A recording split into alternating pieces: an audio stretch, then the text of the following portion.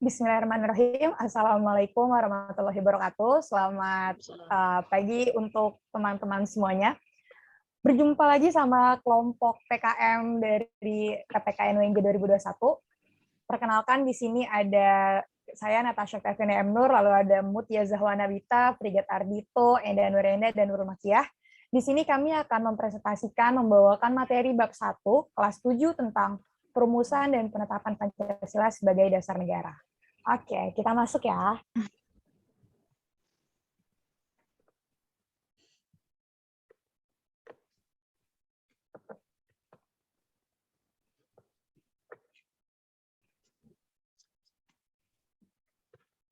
Oke, next slide.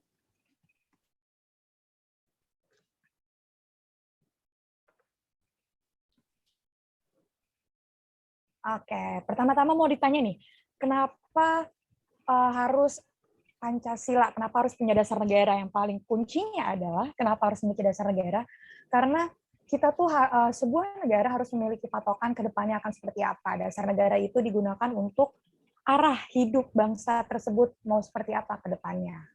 Seperti itu. Oke, lanjut. Kita masuk ke chapter yang pertama tentang perumusan Pancasila sebagai dasar negara. Oke. Di chapter pertama ini kita akan mengetahui sejarah awal gimana sampai akhirnya terbentuknya Pancasila. Yang pertama, berawal dari datangnya Belanda ke Indonesia gitu, menjajah Indonesia. Lalu setelah Belanda keluar, bergantilah Jepang masuk ke Indonesia. Ada beberapa aturan-aturan yang ditetapkan oleh Jepang selama menjajah Indonesia, yaitu diantaranya pertama merampas hasil pertanian rakyat. Jadi Jepang itu merampas seluruh hasil pertanian rakyat seperti beras, jagung, teh, rempah-rempah, yang mana akhirnya rakyat itu mati kelaparan karena semuanya diambil oleh para penjajah Jepang.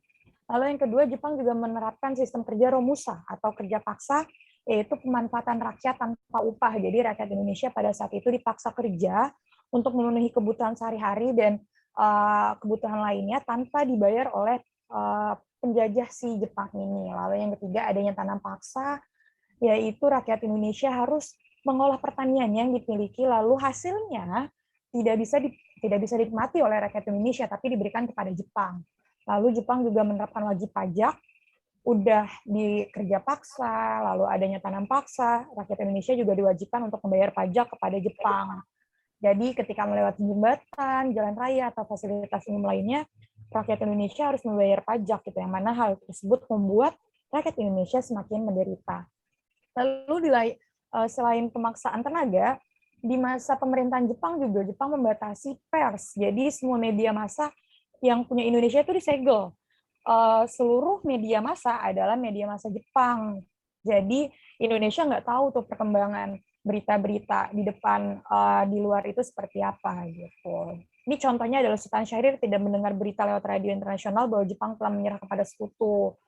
Kalau Sultan Syahrir nggak dengar, maka Indonesia bisa jadi nggak merdeka pada tanggal 17 Agustus 45. Gitu. Oke, lanjut. Nah, ini adalah semboyan yang dibawa oleh Jepang ke Indonesia. Dia membuat janji-janji manis untuk rakyat Indonesia, diantaranya yang dikenal dengan 3A. Jepang Cahaya Asia, Jepang Pelindung Asia, dan Jepang Pemimpin Asia, yang mana Jepang ini hadir pada tanggal 8 Maret 1942.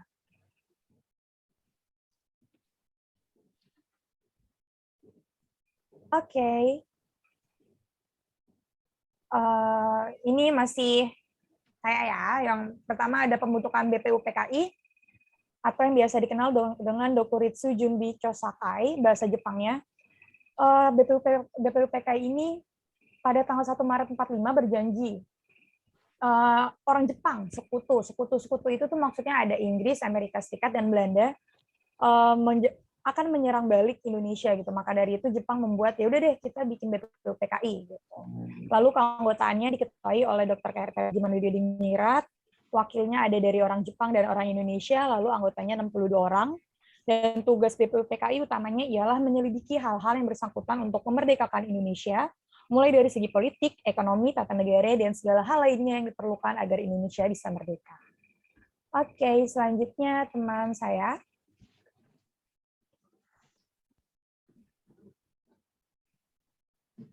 Oke, selanjutnya sidang BPUPKI. Sidang BPUPKI ini dilaksanakan sebanyak 2 kali. Yang pertama itu pada tanggal 29 Mei 1945 sampai dengan 1 Juni 1945. Nah, pada sidang pertama ini, sidang BPUPKI membahas tentang dasar negara. Lalu dilanjutkan dengan sidang kedua pada tanggal 10 Juli 1945 sampai dengan 17 Juli 1945 yang membahas tentang rancangan Undang-Undang Dasar. Nah, sidang BPUPKI tersebut dilaksanakan di Gedung Chuo Sangiin atau sekarang yang bisa teman-teman semua kenal dengan sebutan Gedung Pancasila. Oke, next. Nah, perumusan dasar negara yang di Ketua BPUPKI merasa bahwa kita butuh namanya dasar negara. Nah, tokoh pendiri negara mengusulkan beberapa rumusan dasar negara. Di antaranya ada Muhammad Yamin pada tanggal 29 Mei tahun 1945. Lalu usulan dari Supomo pada tanggal 31 Mei 1945 dan yang ketiga dari Insinyur Soekarno pada tanggal 1 Juni 1945. Next.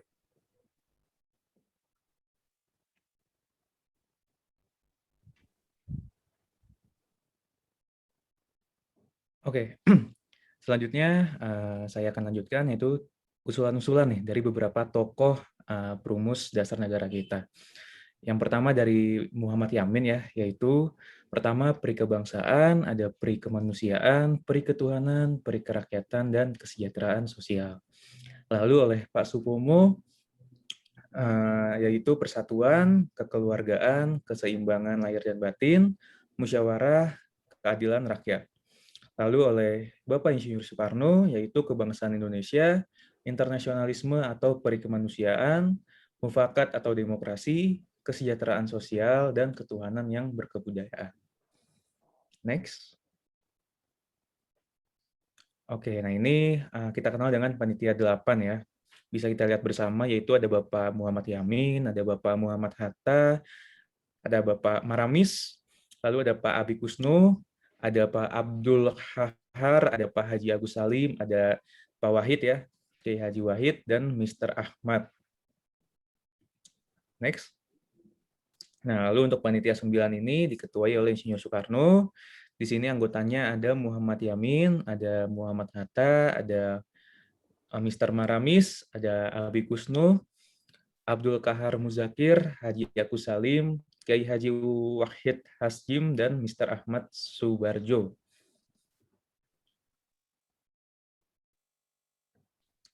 Oke, dan terakhir perjalanan panitia 9-nya. Nah, jadi tugasnya itu adalah, tugas dari panitia 9 adalah menyelidiki usul-usul tentang perumusan dasar negara. Nah, hasil sidangnya mereka menciptakan sebuah piagam Jakarta, kita kenal dengan piagam Jakarta. Lalu perubahan sila pertama, yaitu ketuhanan dengan kewajiban menjalankan syariat Islam bagi pemeluk-pemeluknya, seperti itu. Oke, next. Oke, kita masuk ke chapter yang kedua atau bagian kedua dari bab pertama ini, yaitu tentang penetapan Pancasila sebagai dasar negara. Jadi, proses penetapan Pancasila sebagai dasar negara itu ada 4 tahapannya atau ada 4 prosesnya. Dari yang pertama, Jepang kalah dalam Perang Dunia Kedua, kemudian setelah menyelesaikan tugasnya, BPUPKI lalu dibubarkan. Setelah BPUPKI dibubarkan tersebut, akhirnya pada tanggal 7 Agustus 1945 dibentuklah PPKI yang dalam bahasa Jepangnya disebut sebagai Dokuritsu Zunbi Inkai.